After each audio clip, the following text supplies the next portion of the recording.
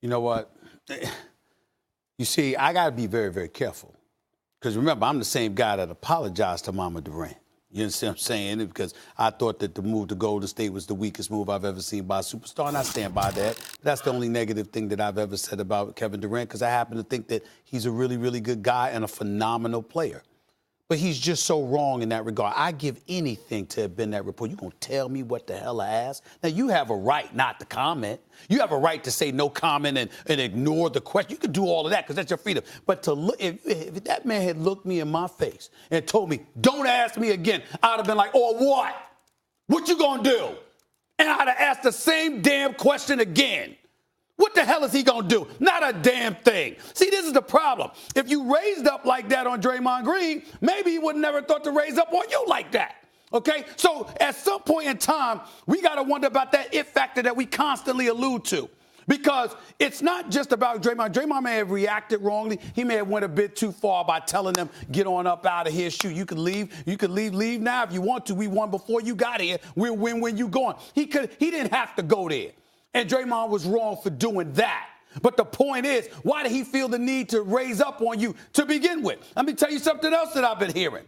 This is not the first time. Listen, you've had people early on, believe it or not, early on in this season, we've had cats that have had questions. Other guys that are members in that locker room that have had questions about Kevin Durant's shot selection. They've questioned his level of selfishness. Not me, because I don't see Kevin Durant that way. I think he's one of the most unselfish superstars I've ever seen. But there are others who have played with him this year that felt differently about him because they felt like, yo, you got one foot in and out the door.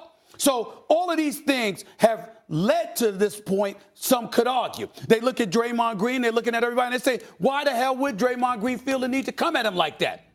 Number one, because he could, and number two, because he felt he had a reason to. And your response is to get big and bad with a reporter, really, after wetting the bed against Houston?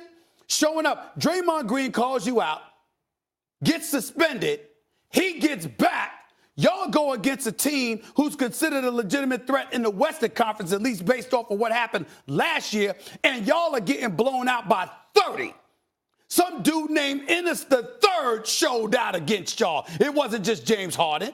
And on top of it all, they went on a 21-0 run in the fourth quarter, where Kevin Durant was resorted to sitting on the bench in a hoodie, okay, getting waxed. Watching his team rather get waxed. And you're one of the top 4 players on the planet Earth, as I religiously say. And so I look at it from that perspective, and I'm saying, you know what? I look at this team. I think they're winning the championship this year. I don't think there's anything that can stop. They're just too surreal. Yeah. The only thing that could get in the way of them is themselves. Nobody could mess with Golden State right now. Nobody. But they could beat themselves. If they show up and don't want to play, if they don't care, I would never accuse them of going that route because I can't believe that would happen. But if they got to a point where they didn't give a damn, Stephen A., that could stop them. Let me ask you this. But did you hear what you needed to hear from Draymond? Because he opened up about the situation. Yes, I heard what I needed to hear. I heard a guy that said sometimes his emotions get the better of him, and he may have gone too far, but he's not going to change. I did not hear that man say, I was wrong. No. I did not hear that man say, I didn't mean what I said. Or I apologize. I did not hear that man say, I apologize to Kevin Durant. I didn't hear any of those things, and that resonates with me. Let me first react to what you said about Kevin Durant. You're 100% right. KD, you can't come out there and try to bark at a reporter for asking a legitimate question. Knowing they got a job to do. But plus, we all saw what happened with you and Draymond. And by the way, kudos to KD for not faking the funk after that, telling you straight up what it was. We haven't addressed it. I'm sure we will. Kevin Durant came off like such a mature adult who's much more comfortable in his own skin than he ever was before. And he should be lauded for that, because the hardest thing to do is to mature, go from a 19-year-old kid to a 30-year-old man. And handle great things the first night, and then 24 hours later. And by the way, and in front of our eyes, we see the trajectory, we see the growth. You're not from a fake Twitter account to a guy who's dealing with things straight on. Good for you. You can't turn around and act as though we all didn't see what happened, and then you guys come out and you're flat and you get blown out by 21. I think you're wrong. I think he was trying to intimidate the reporter. I'm taking it a step further than that. That's my problem with it. No, but what I'm saying is, go big and bad at Draymond. Not at the reporter. I agree with that, but it starts with you ask him, don't ask me that again. Come on, dude. That's weak. That's one. Two, let me address Draymond. I didn't hear what I wanted to hear from Draymond. I see he's over it because Draymond is a truth teller. But is he a truth hearer? I don't think Draymond's a truth hearer. And we talked about it with Stan Van Gundy yesterday. If you can tell everyone the truth, are you ready to hear it? Well, let me tell you the truth, Draymond. You're a great player, and I'm a fan. Love watching you play. And other than Steph Curry, you've revolutionized the modern NBA more than any other player. You can't shoot. Shooting about 30% from three. Like, when they play 5 out, they need a 5 who can shoot. That's why they can go with Draymond smaller, right?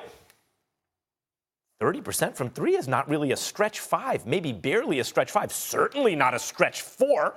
He's a great passer, can handle the ball, can play defense, will dive on the floor. All that stuff great. But hey, Draymond, you haven't shot in about 2 or 3 years now. You're getting older. That's the truth. Not quite as good as you were, even defensively. And here's the other truth. The team will choose Kevin Durant over you, and that's even after the fact that they know he's not committed to a future with the team. He'd have to make up his mind, and that you are gladly committed to their future, and that you were there before him, and that you, in terms of the identity of the Warriors, are second only to Steph Curry, and they will choose him over you every single day of the week and twice on Sunday, and so would everyone else in the world who's interested in their basketball team winning. Draymond has to hear that. He can tell the truth. Is he ready to hear the truth?